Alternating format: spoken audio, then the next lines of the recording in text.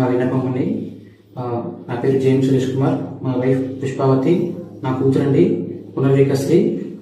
తనకు వచ్చేసి estimate type 1 అనే డిసీజ్ ఉందండి, జెనెటిక్ ప్రాబ్లం అంటారు.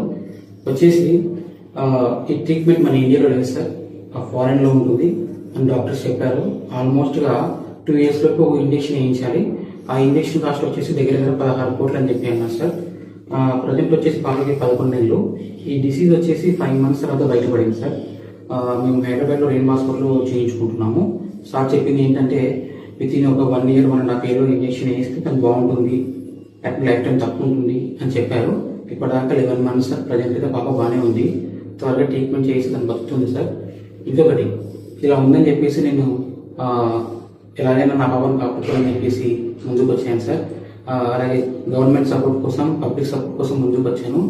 దాదాపుగా పబ్లిక్ నుంచి అంటే జనాభా నుంచే ఇప్పటిదాకా దగ్గర 10 కోట్ల దాకా అమౌంట్ వచ్చింది సార్. రిమైనింగ్ ఒక 6 కోట్లు ఉన్నాయి. అది కూడా మీ ద్వారా మీరు కనుకరిస్తే ఖచ్చితంగా మా పాప ఇంజెక్షన్ వస్తుంది. ఖచ్చితంగా మీరు నాకు సపోర్ట్ చేసి మా పాపని ట్రీట్మెంట్ ఇవ్వవలసిందిగా కోరుతున్నాం sir. Thank you so much sir. Thank you sir.